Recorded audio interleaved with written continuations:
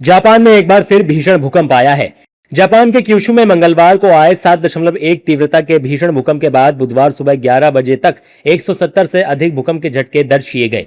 इस आपदा में अब तक 13 लोगों की मौत की पुष्टि हुई है, जबकि कई घायल हैं। भूकंप से पुल ढह गए, कई इमारतें क्षतिग्रस्त हो गई। जापान मौसम विज्ञान एजेंसी यानी JMA ने लोगों को अगले सप्ताह तक सतर्क रहने की चेतावनी दी है। जापान के पब्लिक ब्रॉडकास्टर NHK के अनुसार एजेंसी के एक अधिकारी ने कहा कि अगले 2 से 3 दिन विशेष रूप से संवेदनशील हैं और इस दौरान जापान में अधिकतम 7 तीव्रता तक के और भूकंप आ सकते हैं। विशेषज्ञों ने राहत एवं बचाव कार्य में जुटे लोगों से भीषण गर्मी के बीच नियमित अंतराल पर आराम करने की अपील की है, ताकि हीट स्ट्रोक जैसी समस्याओं से बचा जा सके। मंगलवार शाम 4:30 बजे करीब कुमामोतो प्रांत में आए इस भूकंप की तीव्रता शिंदो स्केल पर 7 दर्ज की गई, जो इस पैमाने का सर्वोच्च स्तर है। इससे पहले इतनी तीव्रता का भूकंप 1 जनवरी 2024 को नोटो प्रायद्वीप में आया था। जापान के प्रधानमंत्री सनाए ताकाइची ने बताया कि अब तक 13 लोगों की मौत हो चुकी है।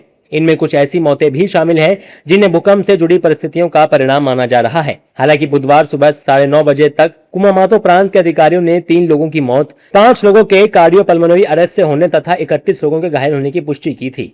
भूकंप के दौरान ION मॉल कुमामोतो की दूसरी मंजिल ढह गई, जिसके बाद पूरी रात बचाव अभियान चलाया गया।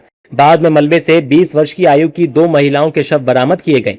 एक अन्य व्यक्ति कार्डियोपल्मोनरी अरेस्ट की स्थिति में, जबकि बचाए गए अन्य लोगों की चोटें गंभीर नहीं हैं। NHK के अनुसार कुमामोतो प्रांत वर्ष 2016 में भी विनाशकारी भूकंपों की श्रृंखला का केंद्र रहा था। 14 अप्रैल 2016 को 6.5 तीव्रता का भूकंप आया था, जिसके लगभग 28 घंटे बाद 16 अप्रैल को 7.3 तीव्रता का भूकंप आया था। इन दोनों भूकंपों ने व्यापक तबाही मचाई थी।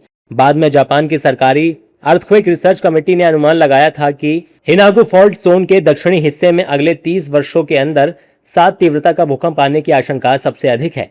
जापान मौसम विज्ञान एजेंसी ने कहा कि मंगलवार के भूकंप का केंद्र उसी फॉल्ट जोन के निकट था, लेकिन फिलहाल ये पुष्टि करना संभव नहीं है कि क्या 2016 में सक्रिय रहे उसी फॉल्ट ने फिर से गतिविधि शुरू की है।